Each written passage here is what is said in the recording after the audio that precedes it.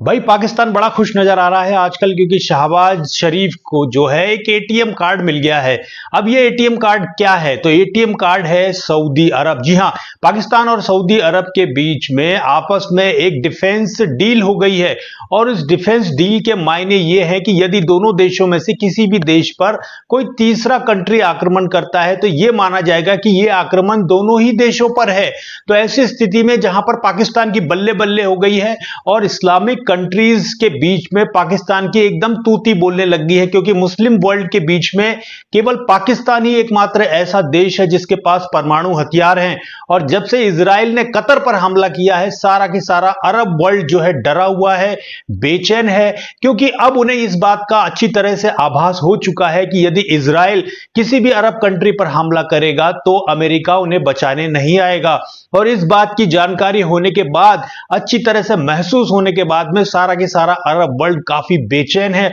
और ऐसी स्थिति में अपनी सुरक्षा को लेकर चिंतित है। और इसी सुरक्षा के चलते सऊदी अरब ने पाकिस्तान के साथ में यह डिफेंस डील की है ताकि पाकिस्तान के जो परमाणु हथियार हैं उनका डर दिखाकर इजराइल को सऊदी अरब के ऊपर हमला करने से रोका जाए। और जहां यहां पर पाकिस्तान का बिल्कुल फायदा ही फायदा है, क्योंकि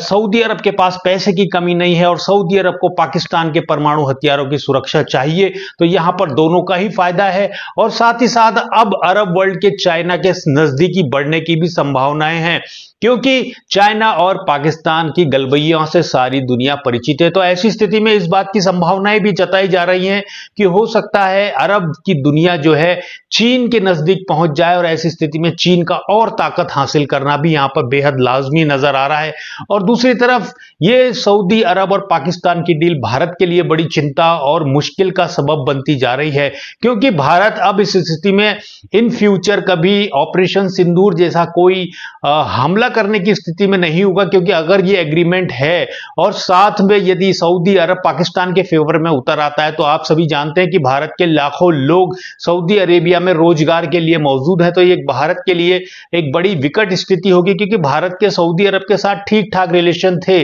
लेकिन इस पाकिस्तान और सऊदी अरब के बीच में जो ये एग्रीमेंट हुआ है निश्चित रूप से ये भारत की चिंता बढ़ाने वाला है। और यहां पर एक तरीके से ये कहा जा सकता है कि भारत जो है डिप्लोमेटिक फ्रंट पे कहीं ना कहीं थोड़ा सा पीछा होते हुए नजर आ रहा है, क्योंकि भारत के जहां अमेरिका के साथ भी संबंध बिगड़ चुके हैं, वहीं पाकिस्तान अपनी आईएसआई के माध्यम से बांग्लादेश में सक्रिय हो गया है और दक्षिण एशिया में पाकिस्तान, बांग्लादेश और चीन मिलकर एक नई तरह की खिचड़ी भारत के विरुद्ध पकाने का प्रयास कर रहे हैं। तो निश्चित रूप से आने वाला समय भारत की फॉरेन पॉलिसी के लिए काफी चैलेंजिंग होगा और भारत की सुरक्षा के लिए निश्चित